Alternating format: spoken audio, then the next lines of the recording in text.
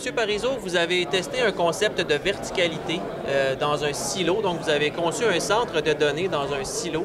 Parlez-nous un petit peu de votre expérience et parlez-nous aussi un petit peu du concept de centre de données vertical. Pourquoi c'est un avantage par rapport au centre de données traditionnel? Alors, on a conçu dans un silo parce que, au départ, le silo était là. Et c'était très intéressant de pouvoir construire à la verticale pour pouvoir réduire les distances. Et à cette époque-là, on avait en particulier un problème de longueur de câble parce qu'on voulait faire un super ordinateur où tous les nœuds de calcul sont branchés avec tous les nœuds de calcul. Et il fallait que des câbles rentrent dans 10 mètres de longueur. Et dans une salle conventionnelle à l'horizontale, c'était très difficile de faire rentrer ça avec des câbles de 10 mètres de longueur. Et de fil en aiguille, on a commencé à concevoir, on avait ce silo-là qui existait sur le campus. On a commencé à faire la conception et on a réalisé qu'il y avait toutes sortes d'autres avantages.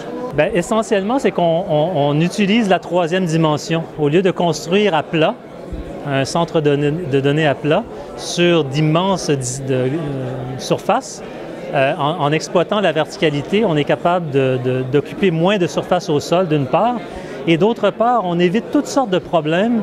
Les problèmes qu'il y a dans les data centers, c'est d'acheminer les services jusqu'aux serveurs, en particulier les services d'alimentation en air frais. Acheminer cet air-là sur des grandes distances à travers des dédales de conduits, c'est très inefficace sur le plan énergétique et ça crée aussi des problèmes de turbulence, des problèmes de pression non uniforme et donc de température non uniforme dans les data centers. Vous travaillez également pour une entreprise qui s'appelle Vert.com. Parlez-nous un petit peu de votre projet, peut-être de réhabiliter le silo 5 dans le Vieux-Port de Montréal et de convertir justement ces silos-là en centre de données. Donc, suite à l'expérience que j'ai eue à l'Université Laval, où on a converti un ancien cylindre de béton, on a effectivement proposé de convertir les silos à grains, qui sont une juxtaposition de plusieurs cylindres de béton.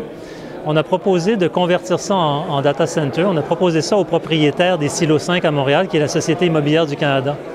Donc, on leur a proposé ça l'année dernière. On a travaillé avec eux pendant presque un an à définir le projet. Et puis, actuellement, le projet est en stand-by parce que la Société immobilière du Canada, avant d'aller de l'avant, veut avoir avoir créé un plan directeur pour le réaménagement de l'ensemble de la Pointe du Moulin. À Montréal, la Pointe du Moulin, c'est beaucoup plus grand que le site des silos 5. Et pendant ce temps-là, on a développé une technologie pour pouvoir créer des modules verticaux qu'on appelle le silo octet, pour pouvoir exploiter la verticalité dans les centres de données, pour pouvoir éventuellement faire des centres de données de très grande taille. Donc, moi, j'ai l'ambition, je pense qu'au Québec, on est capable de faire des centres de données de taille mondiale parmi les plus grands au monde. On peut viser 100 MW et plus de capacité électrique. On a l'électricité qui est disponible. Notre électricité, elle est verte. Elle ne produit que très peu de gaz à effet de serre. Elle est abordable. Ce n'est pas la moins chère au monde, mais elle est très abordable.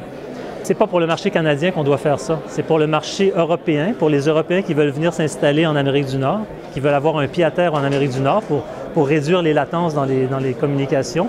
Et c'est aussi pour les Américains. Les Américains, eux, n'ont pas assez d'énergie. Leur énergie, elle est sale.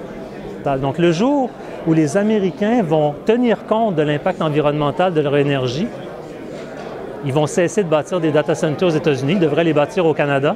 De la même façon que les Européens, en ce moment, sont en train de bâtir leurs gros data centers, ils les bâtissent dans les pays scandinaves, qui ont un climat plus froid et qui ont de l'énergie plus propre et plus abondante qu'en Angleterre ou en France.